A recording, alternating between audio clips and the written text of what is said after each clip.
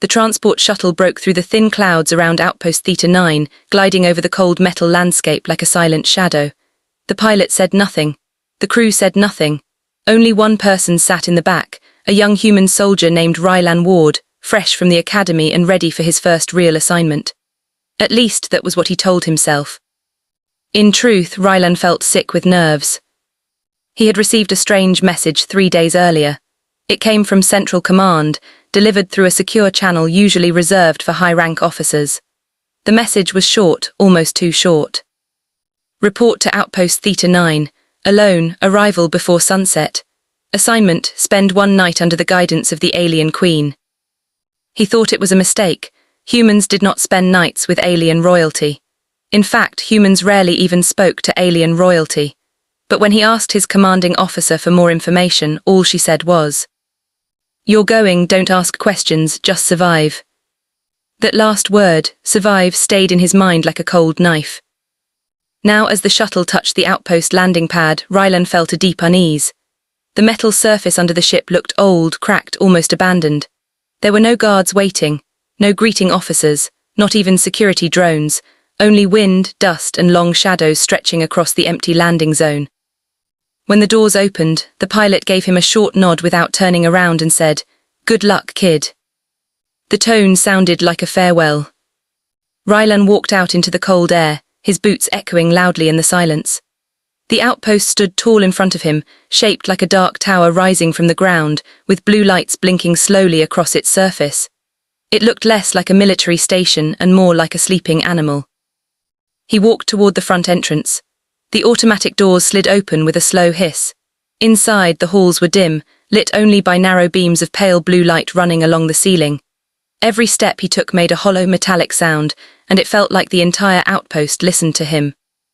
He tried contacting command on his wrist comm, but a sharp static filled the speaker. "Of course," he muttered, "perfect." He moved deeper into the outpost. The air felt thick, warm, almost alive. The walls were a strange mix of human and alien technology, as if someone had forced 2 different species of engineering into the same space.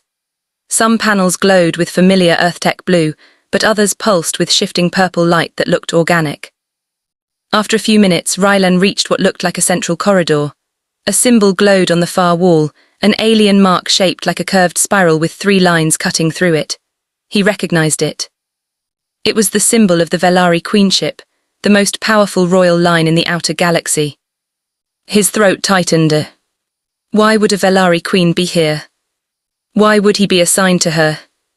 He felt watched, not by cameras or drones, but by something else. Something that moved in the walls or in the air, something breathing. The air vibrated softly, as if a giant heart beat deep under the floors. Rylan stepped forward, and the symbol on the wall reacted. Its glowing lines shifted and twisted, forming new shapes. The entire door slid open in one smooth motion, revealing a dark chamber filled with blue mist. A voice echoed from inside. "Enter, humans." Rylan froze. The voice was calm, smooth, female, but it carried an echo that made his chest vibrate. It did not sound like someone speaking through speakers. It sounded like the voice flowed directly into his bones. He swallowed hard and stepped into the chamber. The mist parted around him like a living thing. The walls here were different, covered in flowing patterns that pulsed faintly like veins. The temperature dropped, and Rylan could see his breath. He took 1 step forward. Then 2. Then he stopped. Because she appeared. At first he saw only a silhouette, tall, elegant, moving with slow, graceful steps. As she came into the soft light, her appearance became clear. Her skin was a shimmering silver blue, glowing faintly in the cold mist. Her eyes were golden, bright like suns, with vertical pupils that narrowed and widened as she studied him. She had long lines running down her arms like natural armor, and a crown-like structure rose from her head, made from something that looked like crystal and bone fused together. She was beautiful but dangerous, like a blade carved from light. This was the Velari queen. She moved closer without making a sound. "You are the human named Rylan Ward," she said. Her voice was soft, yet it filled the entire chamber. Rylan felt small in front of her, like a child facing a storm. "Yes," he said, trying to keep his voice steady. "I watched your arrival," she said. "You hesitated at the entrance. You watched. I see all things here, she replied. Theta 9 is not merely an outpost, it is part of me. Rylan didn't understand, but he stayed silent. The Queen circled him slowly, like a predator examining new prey. He could feel her eyes reading him, his breath, his heartbeat, even his fear. You wonder why you were sent, she said. Yes, he whispered. She nodded. Good. Wondering is the first sign of intelligence. What do you want from me? He asked. She stopped moving, her golden eyes locked onto his. You will spend a night with me. Rylan felt his stomach drop. Why? Because this night will decide something far greater than your own fate, she said. A bond must be tested, a challenge must be faced, and a truth must be revealed. I don't understand, he said quietly. You will, she replied. She lifted her hand and placed 2 fingers on the side of his face. Her touch was cold at first, then warm, then strangely soothing. A wave of energy moved through him, like sparks traveling under his skin. You fear me, she said softly, but you also wonder about me, that is why you were chosen. He tried to step back, but the Queen's touch held him still, not by force but by some invisible presence. The lights in the chamber flickered. A deep rumbling shook the walls. The Queen's eyes narrowed. They are waking. Who? Rylan asked. The floor beneath them vibrated hard, almost throwing him off balance. She took a deep breath. It is beginning sooner than expected. Beginning? What is beginning? Rylan asked, trying to keep up. The trial of nightfall, she answered. Your assignment. He stared at her, confused. This is a trial. Yes, she said, and you only survive if you obey one rule. What rules? She leaned close until her golden eyes were inches from his. Stay close to me, do not run. If you run, you die. A loud roar shook the chamber, echoing from below. The walls pulsed, the mist thickened, and the entire room shifted as if something enormous crawled under the floors. Rylan's heartbeat thundered in his ears. What is that? He whispered. Shadows, she said. Creatures born from the old wars, they live beneath this outpost, and tonight they hunger. The Queen's hand moved to his wrist. Her grip was firm, unbreakable. You are afraid, she said, but fear sharpens the mind, use it. Another roar came, closer this time. The ground cracked. A bright vein of purple light split the floor beneath them. The Queen looked down with calm eyes. We must descend. I don't want to descend, Rylan shouted. You must, this is the only path. The floor cracked again. A swirl of mist rushed upward like a breath from a giant beast. Rylan stepped backward, but the Queen held his wrist tight. The chamber went dark. Only her golden eyes glowed. Stay with me, she said again. Do not break the rule. The floor gave way beneath them. Rylan felt himself falling into darkness, the Queen's hand still locked around his wrist, pulling him down with her. He fell, and fell, and fell. Cold wind rushed past his ears. The darkness seemed endless. The Queen's eyes were the only lights he could see, bright, calm, and unafraid.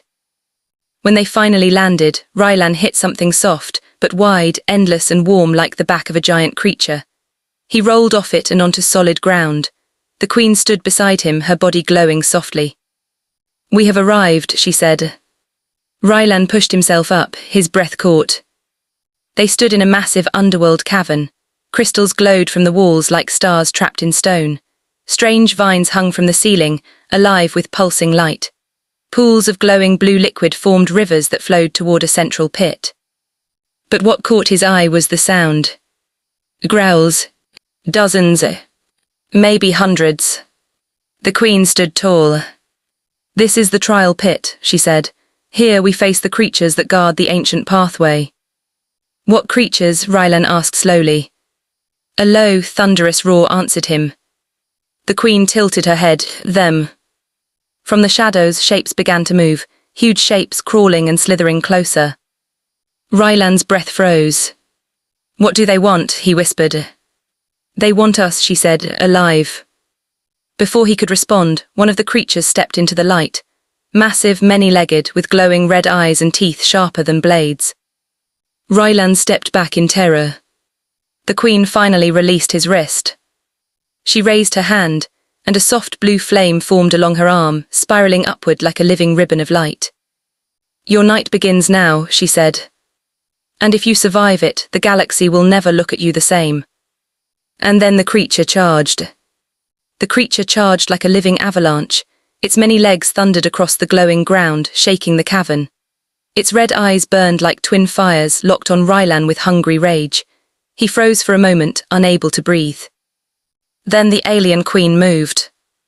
She stepped forward with calm grace, her silver blue skin bursting into bright light. A blade of swirling blue energy extended from her arm, glowing like a living flame. She slashed once, clean, precise, effortless. The creature screamed. Its huge body crashed to the side, sliding across the glowing rock and falling into the pit below. The cavern shook as its roar faded into the darkness. Rylan stared at the queen in shock. "You fought that thing like it was nothing," he whispered. The queen turned her head slowly, her golden eyes glowing brighter in the dark. "That was one," she said. "There will be more." Rylan swallowed hard. His whole body shook, but something strange stirred inside him. Not just fear, something else. A small spark of determination. "If you can fight," he said, "then I'll help." "You will," she replied. "You must."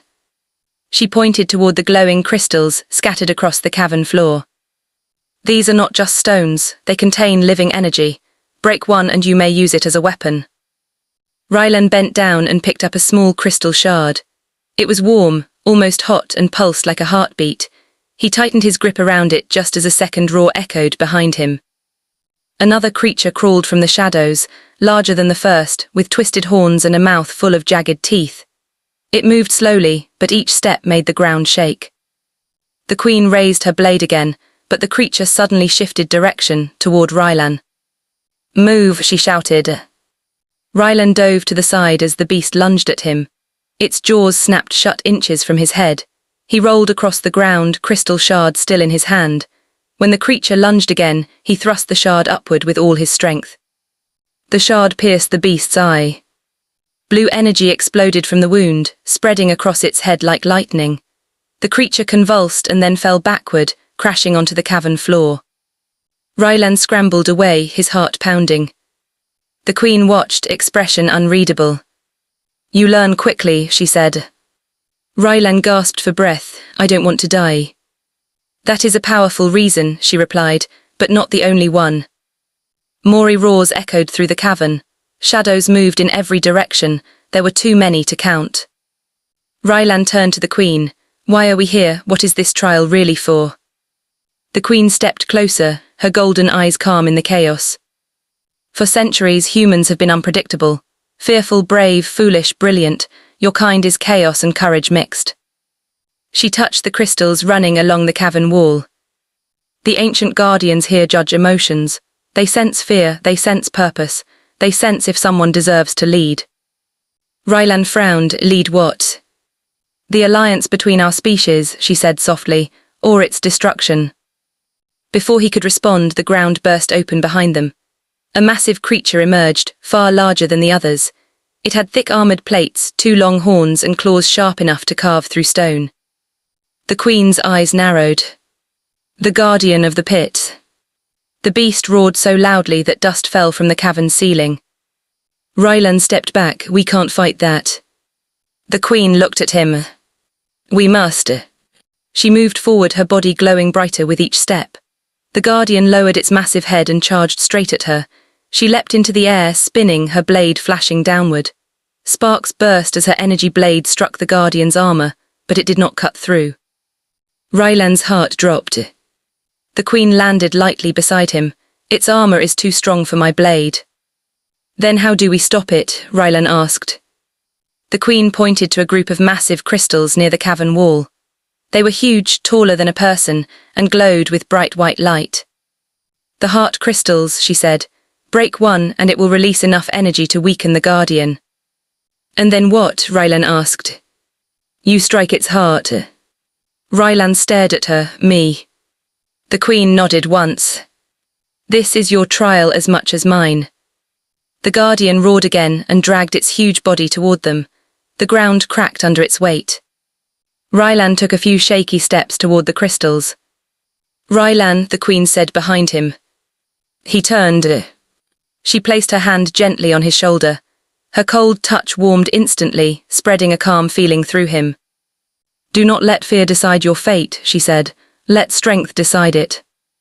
Rylan nodded. "Okay, I'll do it." He sprinted toward the heart crystals as the Queen leapt forward toward the Guardian again. Her blade flashed in the dim light, striking across the creature's face to pull its attention away from Rylan. Rylan reached the first heart crystal. He could feel immense energy swirling inside it like a storm. "How do I break this?" he shouted. "Tear it from the vine," she called back. Rylan wrapped his hands around the crystal. The moment he touched it, it sent a shock of energy through his body.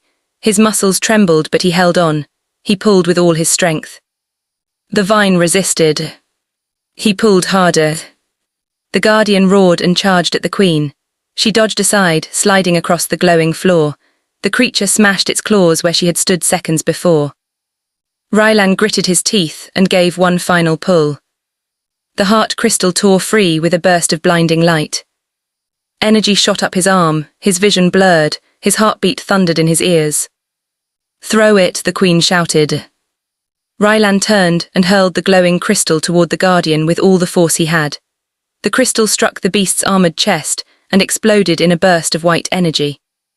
The Guardian shrieked as cracks split across its armor, glowing with light. "Now," the Queen yelled. Rylan picked up a sharp shard left from the broken crystal. He tightened his grip and ran straight toward the Guardian. The Queen charged from the opposite side, her blade glowing brighter than ever. The Guardian, weakened and furious, tried to swing at Rylan, but the Queen slashed its arm, drawing its attention for a split second. Rylan leapt onto a piece of broken rock, jumped as high as he could, and drove the glowing shard straight into the crack in the creature's chest. A blast of energy erupted. The Guardian roared loud enough to shake the whole cavern. Its massive frame collapsed, sinking into the glowing dust. Silence followed. Only the sound of Rylan's heavy breathing echoed in the enormous space. The Queen approached slowly. Her golden eyes studied him for a long moment. "You succeeded," she said softly. Rylan fell to his knees, exhausted. "I can't believe we did it." The Queen knelt beside him. "No," she corrected, "you did it. You faced your fear not by running but by meeting it head-on." Rylan looked up at her. "Why me? Why did you need a human for this?" "Because humans have something my people lost long ago," she said. "Instinct, emotion, fire." She extended her hand. Rylan took it and she helped him stand. "The galaxy is changing," she continued. "A war is coming, one that will decide which species rise and which fall." Rylan stared at her, confused yet curious. "And what do I have to do with that?" "You proved yourself tonight," she said. "You fought beside me, you did not break, you faced the trial pit and emerged alive." She stepped closer, her golden eyes glowing warmly. "Therefore I choose you." Rylan blinked. "Choose me for what?" "To stand at my side," she said. "To be my human second, to help lead the alliance that will shape the future." Rylan couldn't speak. The words felt too big for him. "You don't want a soldier," he whispered. "You want a partner." "A partner in strength," she said. "A partner in purpose." The cavern walls shook again, not from danger this time, but from shifting stone. A staircase formed from the glowing ground leading upward. "Come," the Queen said. "The night is nearly over. Let us return to the surface." Rylan followed her up the glowing steps. The cavern faded behind them as they rose higher and higher. When they reached the top, the floor sealed and the outpost chamber returned to its calm, cold light. But Rylan felt different. The Queen turned to him, her expression unreadable but soft. "You survived," she said, "and because of that your life will never be the same." A loud alarm suddenly echoed through the outpost. Red lights flashed across the walls. A hologram appeared in front of them, showing hundreds of enemy ships moving across the star map. The Queen's eyes hardened. "They have come sooner than expected." Rylan took a deep breath. "What do we do?" The Queen placed a hand on his shoulder. "We fight," she said. "Together." Rylan nodded slowly. The fear was still there, but something new had replaced its center. "Courage." He stood tall beside the alien Queen, ready for whatever came next. And so the night ended, not with sleep, but with the beginning of a war that would shape the galaxy forever.